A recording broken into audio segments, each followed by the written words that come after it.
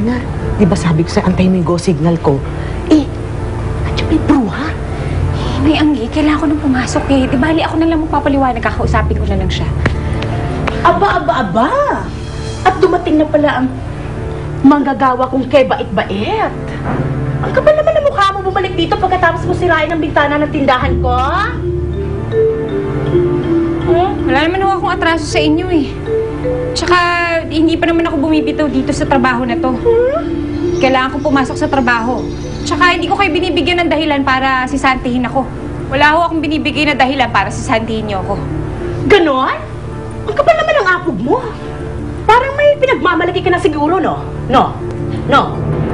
Ay, kasi ho, nakabingwit ng mayamang tiga Maynila. Puti sana kung asawa niya yun. Yan kaso balita ko eh.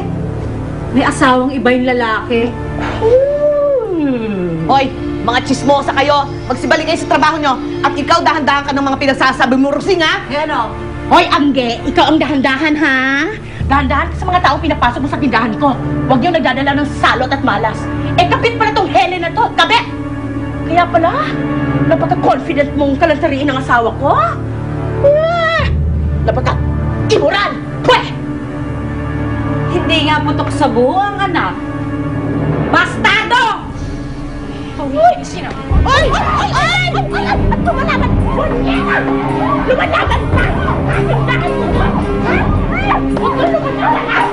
Uy, ikaw nga doon ka, ha? Atay! Aray! Huwag yan! Doon! Huwag na! Ang wig ko! Ay! Helen, wag na! Ay! Wag, Helen! Tinawagan mo ba si Dave, ha? Hindi sa nakialam ako sa'yo, Gwyneth. Pero sana, hindi mo makalimutan na ang pagkagaga mo sa lalaking yon ang naging mitsa ng paglubog ng karir mo. Ma, hindi ka naman nakakalimutan. But you know, I like Dave now. Parang, he's very nice. He's a good guy, no? Minsan nga naiisip ko, what if napikot ko siya noon dun sa bata?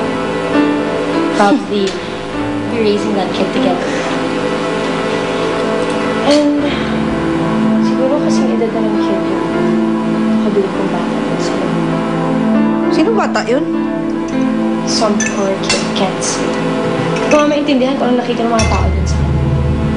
But you know, papasalamat pa rin ako sa kanya. At dahil sa kanya, bumalik ang amor sa akin.